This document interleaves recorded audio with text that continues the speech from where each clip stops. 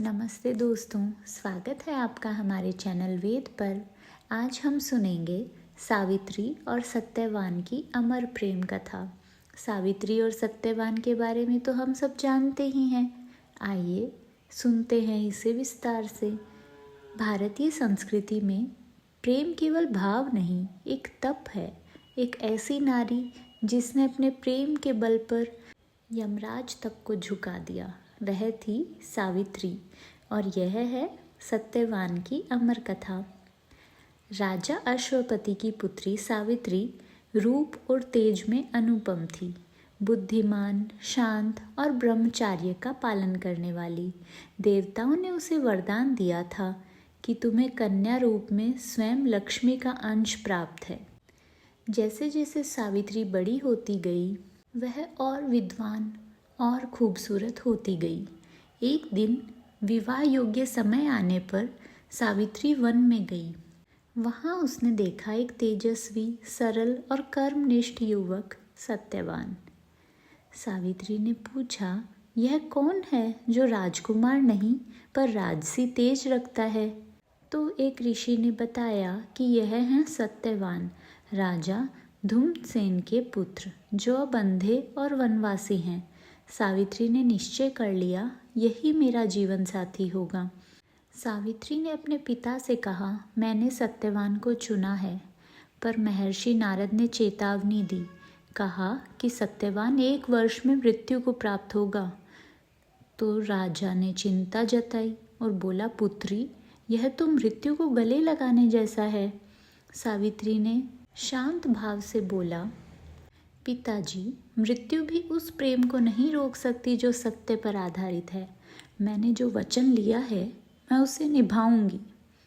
यह सुनकर राजमहल में एकदम गंभीर वातावरण हो गया, पर सावित्री के चेहरे पर थी अडिग शांति।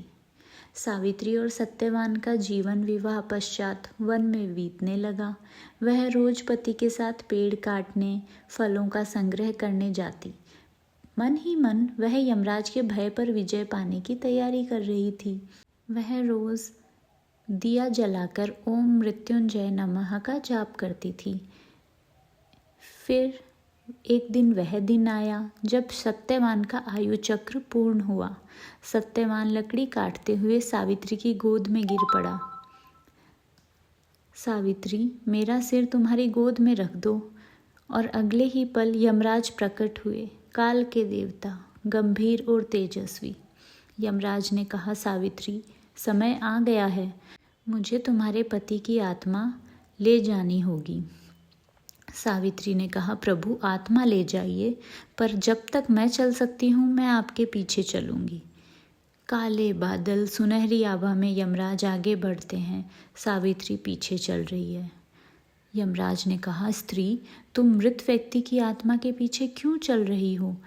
सावित्री ने कहा, धर्म यही है प्रभु, जब तक पति का प्राण शेष नहीं, पत्नी का धर्म साथ चलना है। यमराज प्रसन्न हुए,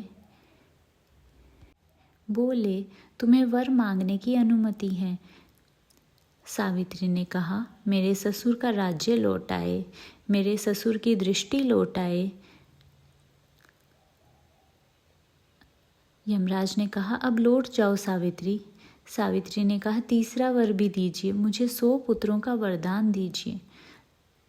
यमराज ने कहा, तथास्तु। फिर सावित्री मुस्कुराई, बोली, तो हे देव, मेरे पति को जीवित कीजिए, क्योंकि बिना पति के पुत्र कैसे होंगे? यमराज हंस पड़े और सत्यवान को जीवन दान दे दिया।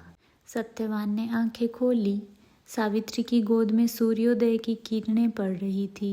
वन में पक्षी गा रहे थे और आकाश में इंद्रधनुष झलक रहा था। सत्यवान ने कहा, सावित्री, तुम्हारे प्रेम ने मृत्यु को भी पराजित कर दिया। सावित्री नारी शक्ति, भक्ति और बुद्धिमता की प्रतीक बन गई।